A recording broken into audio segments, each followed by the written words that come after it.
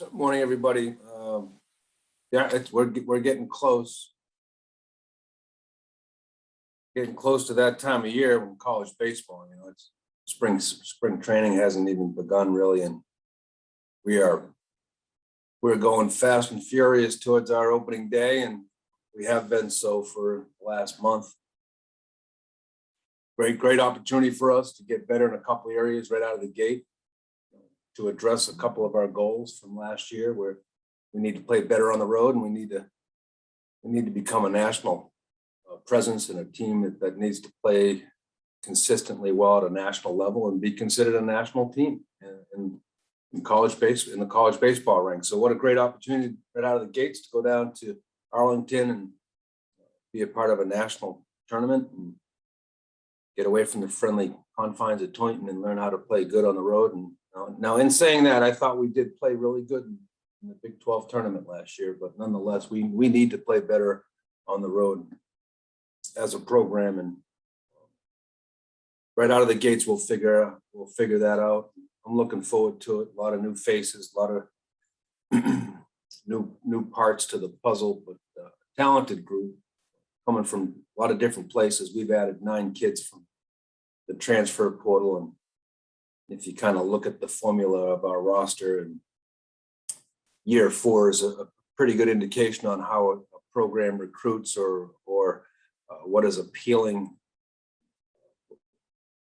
as far as the recruiting market, what is appealing towards the recruiting market to become a K-State baseball player, and what areas are work for us. And it's definitely been the transfer market, the junior college ranks.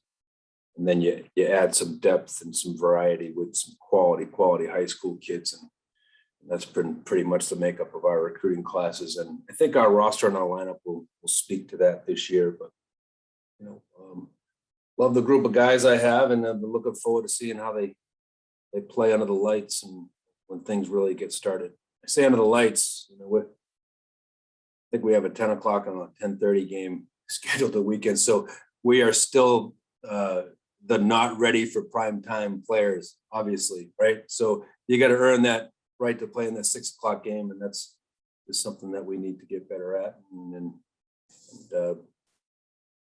be considered, looked at differently. So, but we're very fortunate and happy to be a part of this tournament. I think we'll bring a good product down there in Arlington to start the college baseball season. So, yeah, a lot of different new parts, boys. So, a lot of kids that haven't proven to be really good at this level, but I think are really good players. And the only one way to figure it out is to get that 55 game schedule going and seeing how these kids play in the heat of the battle away from Taunton. Thank you, Coach. Mitch, go ahead.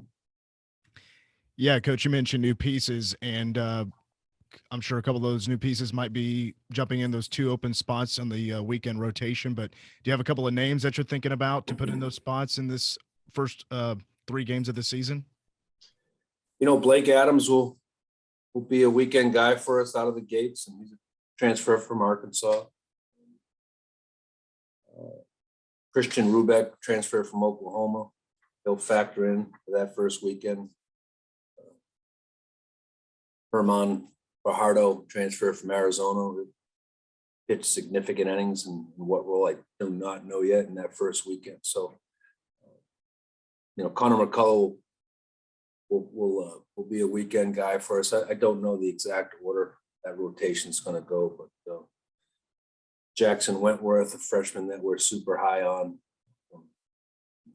Des Moines, Iowa, had a little setback in his build-up as a starting pitcher, so probably will not be available that first weekend for us, but will be available for the rest of the year, which bodes well because he's a very talented arm.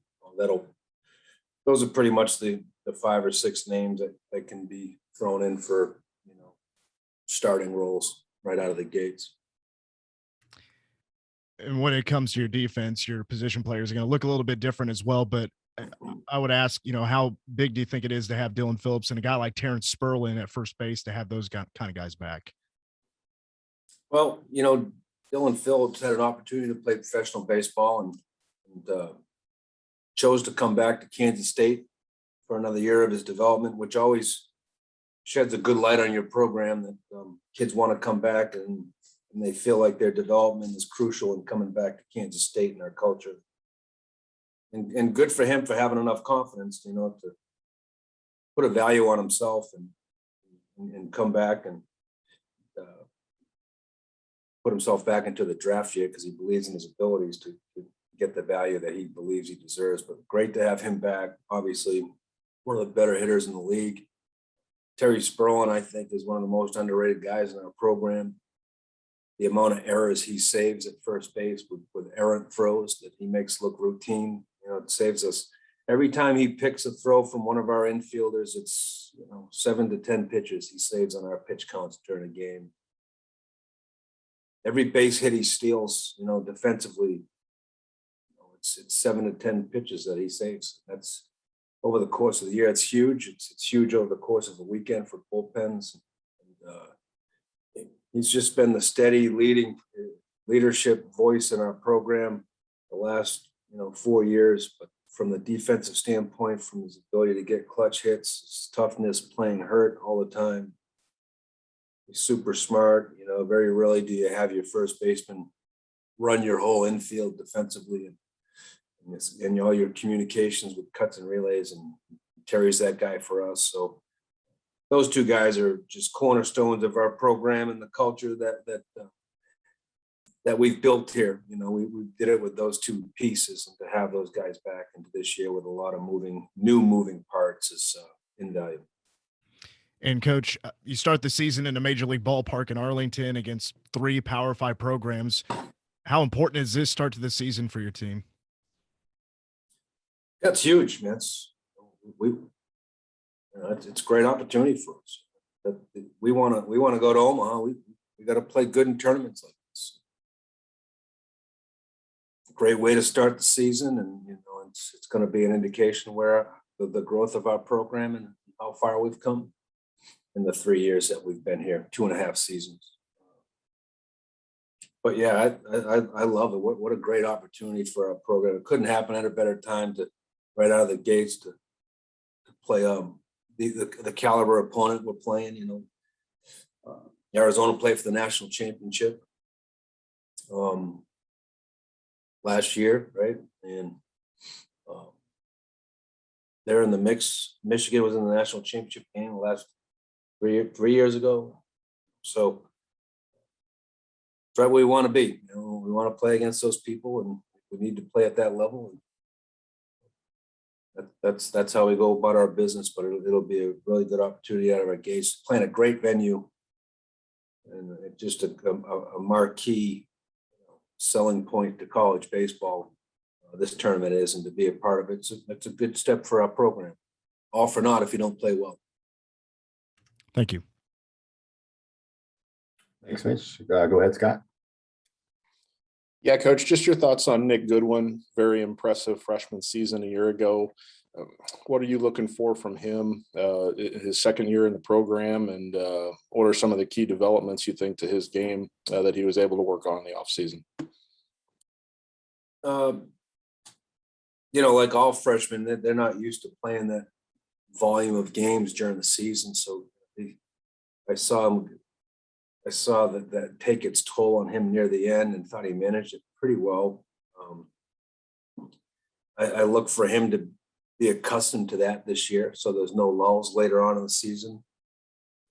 And he went and played in the Cape League this summer, which is great for players' development, highest level of amateur baseball. And so he's been around it for quite some time now. Over the last calendar year, he has improved defensively, made tremendous strides.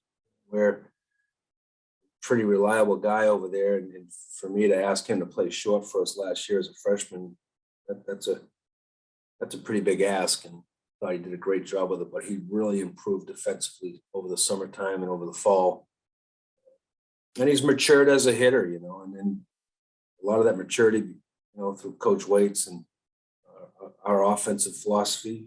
That's going to happen every year, the growth of our players and the development culture that we have. But the physical jump these kids make, goes a long way in their productivity offensively as well. And, you know, Nick's a completely different body type, and the physicality is completely different than when he walked on campus.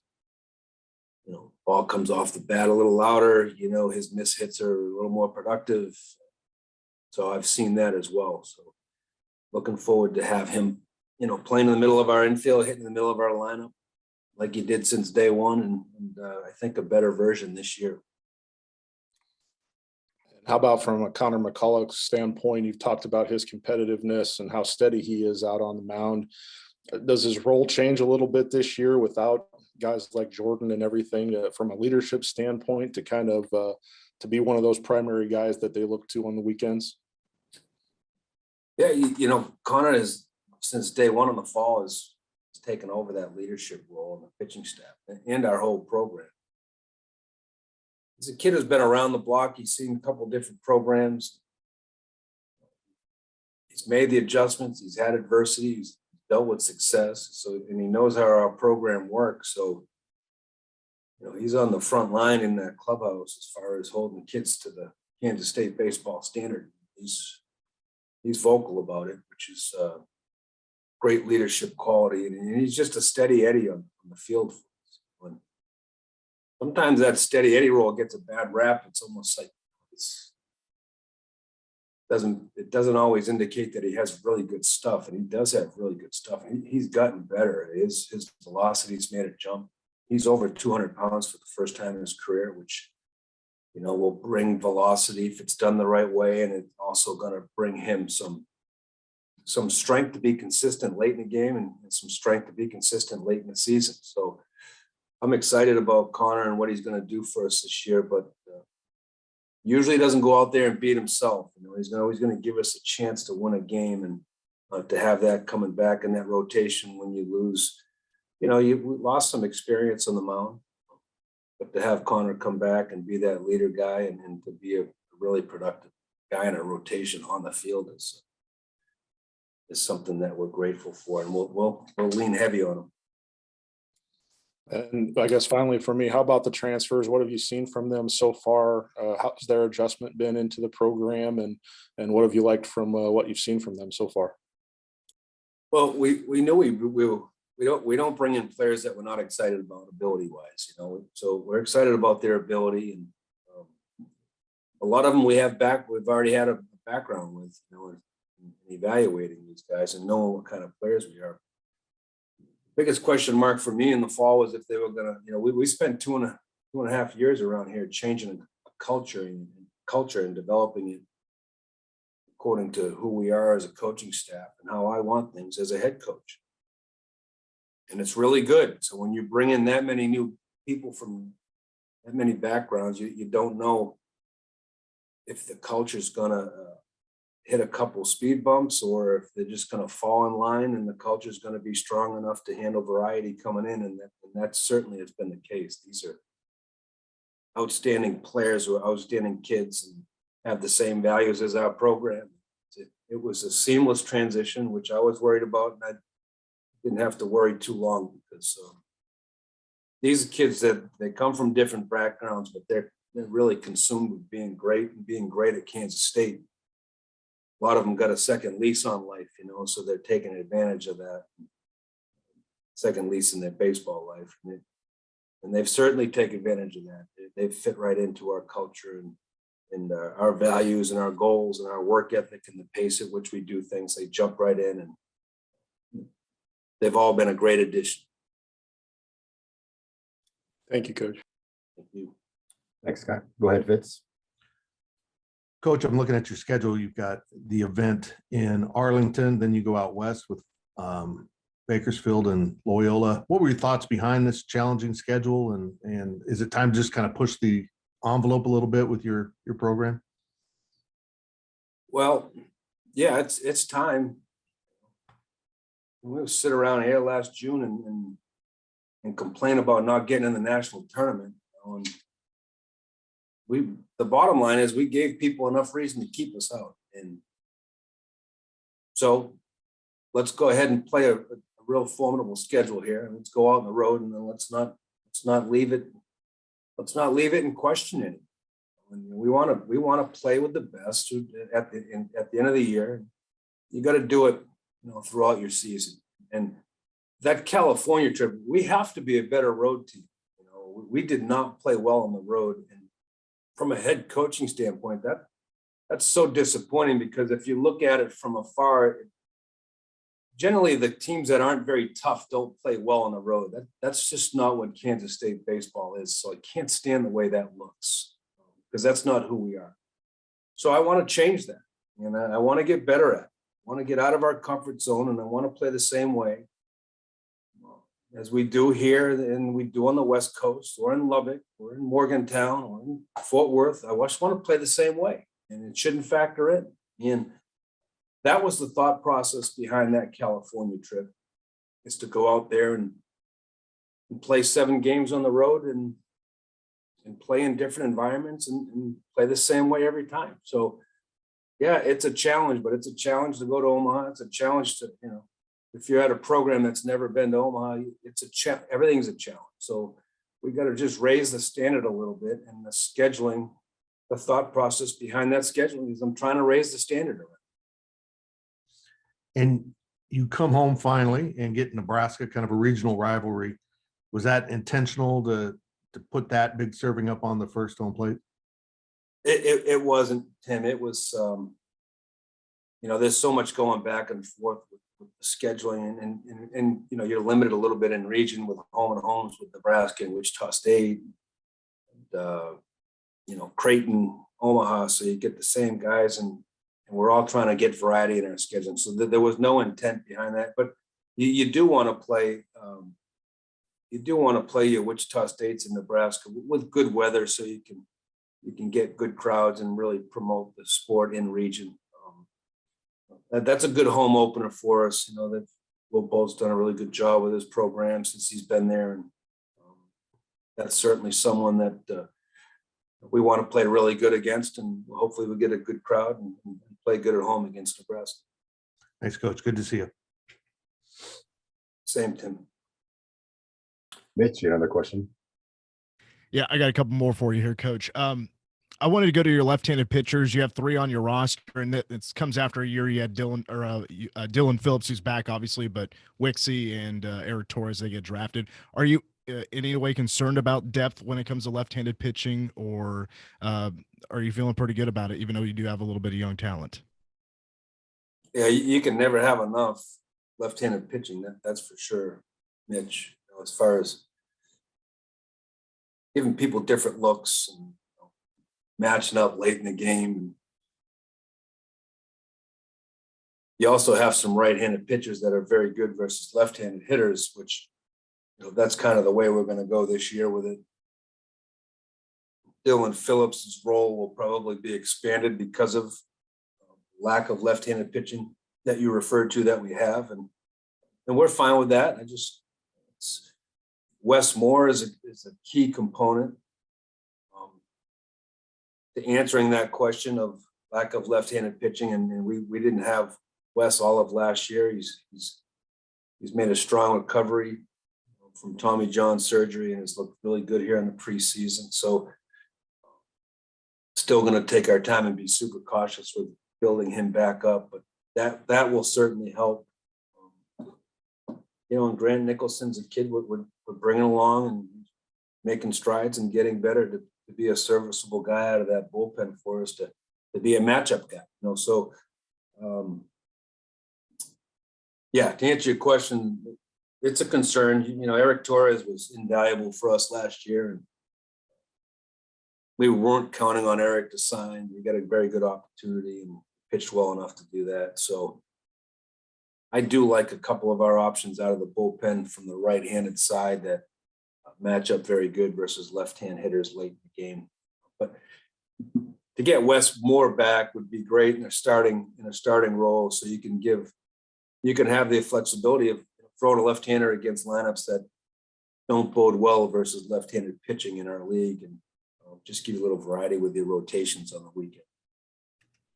And Coach, my last question is about Dom Johnson, who you brought in from Oklahoma State, who was a freshman last year. He got a little bit of an opportunity, but his playing opportunity kind of it got lesser and lesser, I suppose, as the year went on, but has a ton of potential, and you're replacing a couple of outfielders. Does he get an opportunity right away to fill one of those spots? Right now, he's earned that. Yeah, sure has. He was outstanding for us in the fall. Had a very good summer, in the Cape Cod League. But that transferred into a very productive fall for us, and he's been nothing but a really good player since he stepped on this campus. Learning every day, his potential still has a huge upside to it. Yeah, he'll be in there. He'll be right in the mix day one. Hopefully being as productive as he's been since he stepped foot on campus. So looking forward to watching him grow as a player. And I don't see much of a learning curve there. He's been around the block a little bit, and he knows the league, and that summer down the Cape was huge in his growth.